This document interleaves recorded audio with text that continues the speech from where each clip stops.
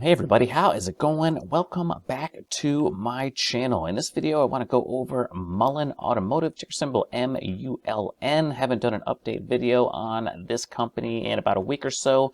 So what I want to do is just go over their current price action and let you know what I am seeing in the current buys and sells and what I think could be coming next.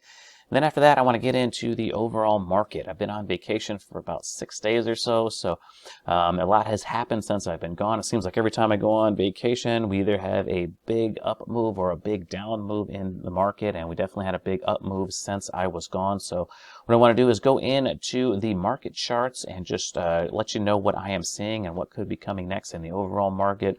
And then after that, I'm going to get into my trading activity for the day. So if you want to see if I made or lost any money today, make sure you stick around to the end for that. But let's get into this chart right here. This is the daily chart for MULN Automotive. And by the way, none of this is financial advice. I'm just trying to show you what I am seeing in the charts. So please make all of your own buying and selling decisions.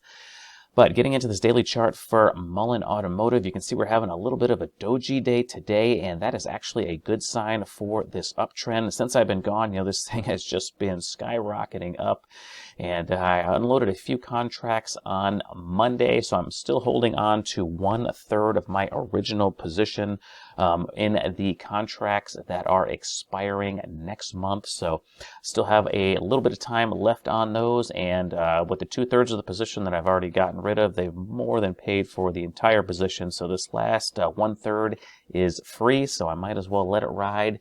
And especially with the price action that's going on right now, I think that the uptrend might not be over just yet.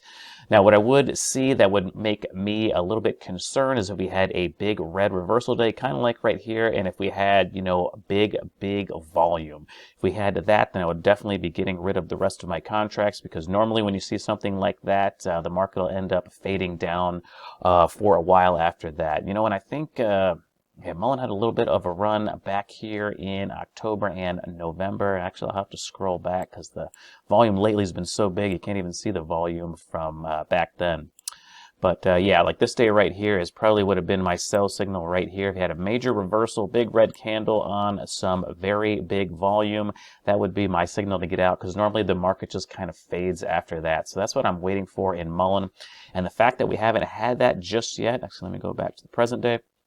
The fact that we haven't had that just yet makes me optimistic that the move could be not finished just yet. But, we could have one of those big reversal days tomorrow. So you never know what you never know what is going to happen in the future. But that's what I'm kind of waiting for, to see if, it's time to get out of this position or not. And if we go to the intraday chart, I like to take a, kind of like a little bit of a closer look at what's going on underneath the hood.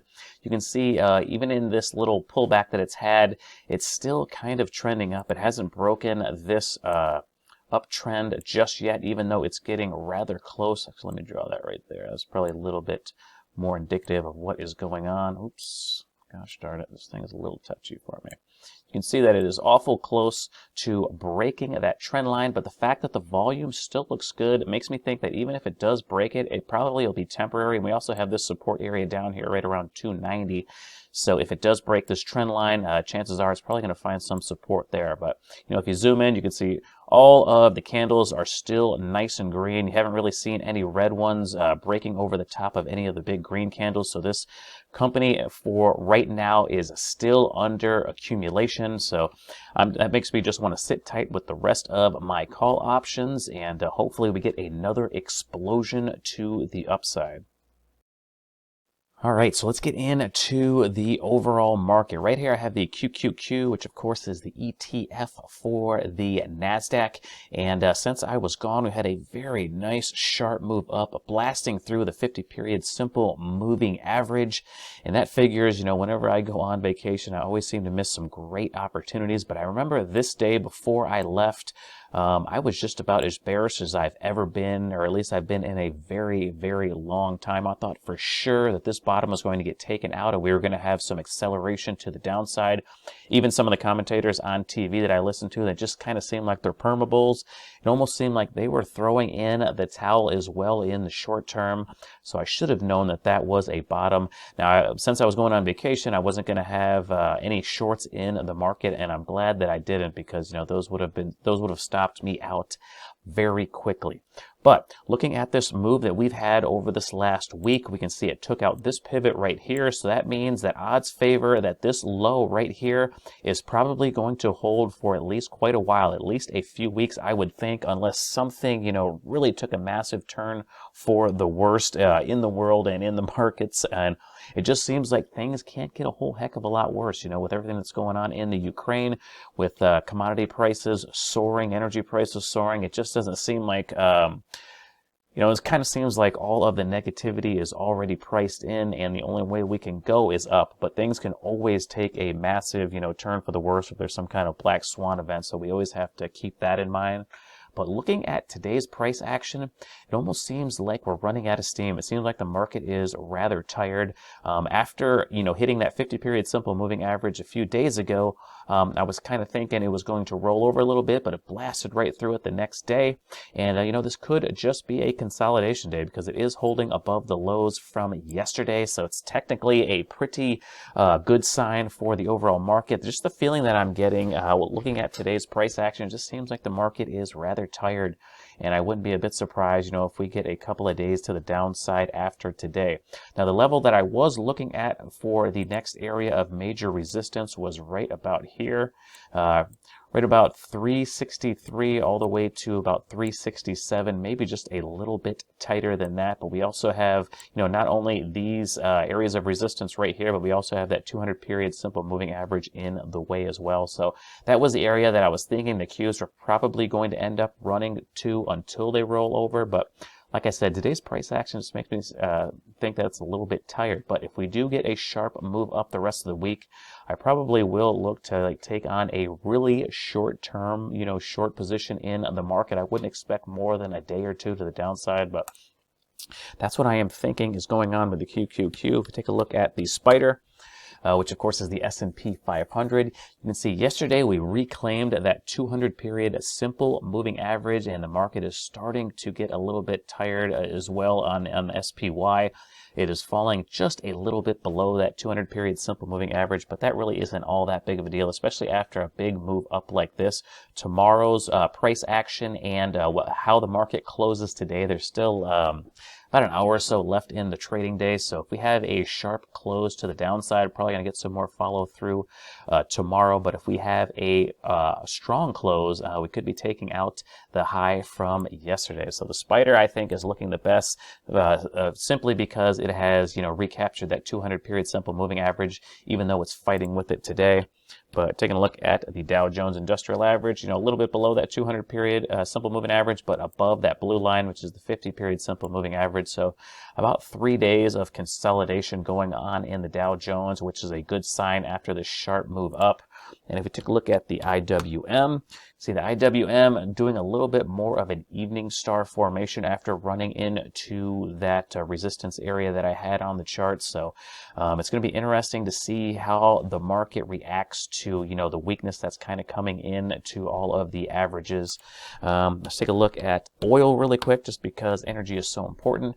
Now, with this sharp move that we had down in the USO or the oil contract, I kind of figured that, after a little bit of a move up, it'd probably roll over, but that is not what we are getting. Oil prices are remaining very strong, and it looks like they are destined to take out this high that it made just a couple of weeks ago. And if it does that, man, prices at the pump are going to go bananas. So oil is still super strong.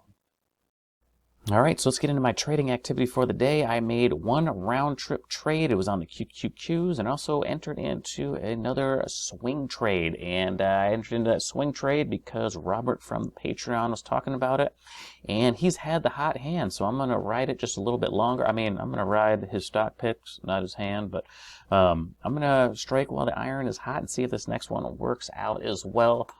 But let's get into the day trade that I made. I actually was watching LBPS, and I was just a second or two too late to put in my order before it took off. So I don't know if this was kind of a FOMO trade or what, but I kind of missed out on the other one. So I was almost looking for another trade, and I ended up buying some call options on the QQQ, and it did end up working out. But let's go to the minute chart. I'll show you how this one shaped up. Back out here, go to the beginning of the day. But after I missed out on that trade, I have, I always have a chart of the QQQs up, and I can see that it was starting to make a nice little rounded bottom. So I saw this well-defined ceiling right here, and I said I wanted to get long some QQQ calls if we got a break above it. And we did. Ended up buying some call options right about here, and actually even hesitated on this one a little bit too much, because when I thought about getting into these call options, and I bought the 355 call, by the way, but when I was looking at those call options, they were trading for around $1 a piece, and I ended up getting executed at $1.11 a piece. So that little hesitation ended up costing me about 11 cents on each contract. But anyway, as the stock started to take off, I fed some more into the market. I think maybe right about here, I fed some in at $1.49, and then right about here, I fed some more in at about exactly, I should say, $1.79.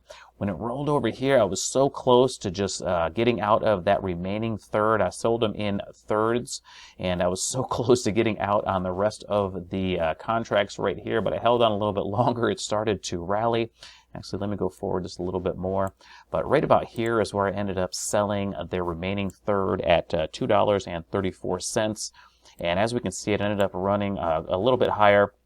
I think the contract went over $3 total, so it could have been a really, really nice trade if I'd have held it all, and would have got lucky enough to get out at the top. But when I get into these option type trades and they are expiring the same day, which these ones were, I like to feed it into the market as it's going up, because if it would have continued a little bit lower, I would have been in at a loss on that remaining third. So I kind of got lucky on that last third, but all in all, ended up being a very nice trade because I spotted that rounding bottom. But let's go back to the daily chart here. Actually, let's look at BPS real quick before I jump into that swing trade. Let's go to the minute chart. I'll show you just this one real quick. Go back to the beginning of the day. Let me see if I can. Come on, baby. Let's go. There we go.